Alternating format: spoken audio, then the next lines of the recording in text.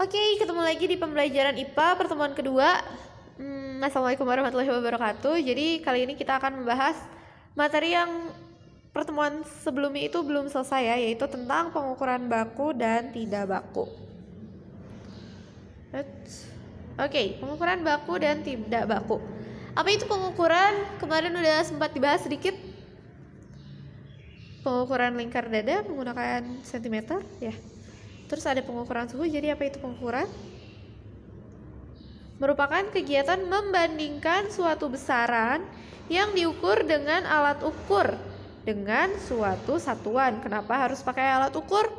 Biar terukur, biar tahu ya, biar bisa tahu mana yang lebih besar, mana yang lebih kecil. Kan kalau misalnya dia lebih besar daripada mamahnya, kan kita nggak tahu lebih besarnya itu seperti apa. Jadi harus berdasarkan pengukuran.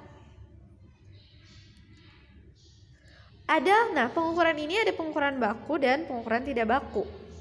Ada kaitannya dengan besaran yang pasti memiliki satuan. Coba ukur tinggi layar HP-mu dengan menggunakan jengkal tangan. Jengkal tangan antara jempol dengan kelingking. Kira-kira berapa jengkal? Kalau HP ibu sekitar 1 jengkal. 1 jengkal. Berarti mana yang besaran? Mana yang besaran? Tinggi ya. Tinggi itu besaran. Mana yang satuan? Ini jengkal ya. Dia satuan. Oke, kita lanjut. Coba ukur tinggi layar HP-mu menggunakan penggaris. Sekarang cari dulu penggaris. Cari dulu. Kalau misalnya udah dapat penggaris, coba ukur tingginya.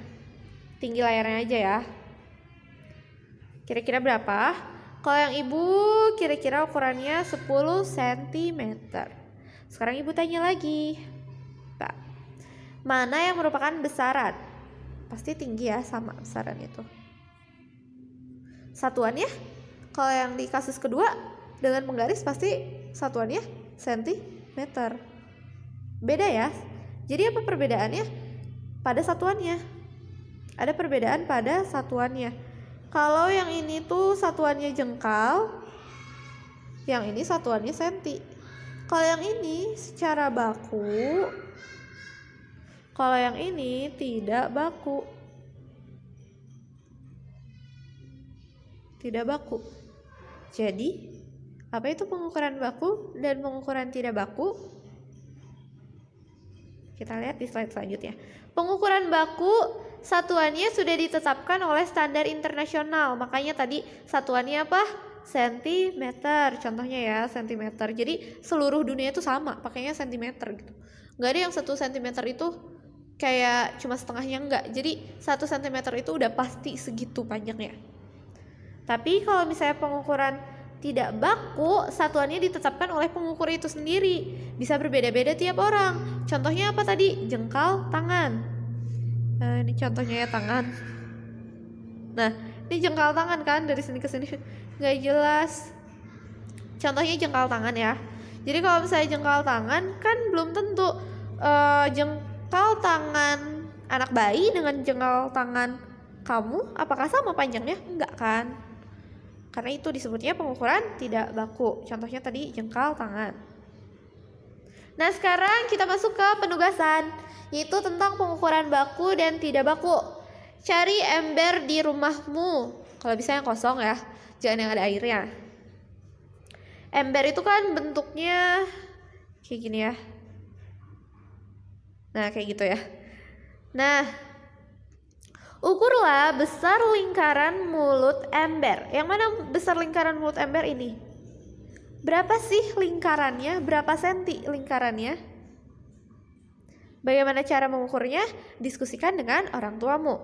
Dan ukur juga tinggi ember yang ada di rumahmu. Jadi ini juga diukur ya, segini. Berapa sentimeter? Dah.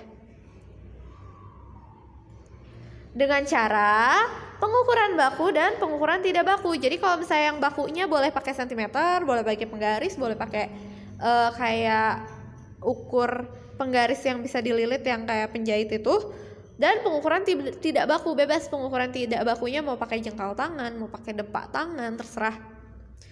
Terus jawabannya ditulis di buku IPA dan dikumpulkan via Google Classroom. Jadi difoto, nanti hasil pengerjaan kalian difoto beserta bukti kalian bukti kalian mengukur embernya. Jadi kalian dan embernya difoto, terus dicatat berapa lingkarannya dan berapa tinggi embernya dengan pengukuran baku dan tidak baku.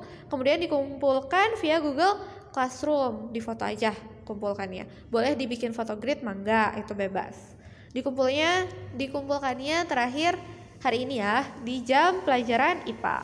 Cukup sekian materi kali ini, semoga bermanfaat. Wassalamualaikum warahmatullahi wabarakatuh.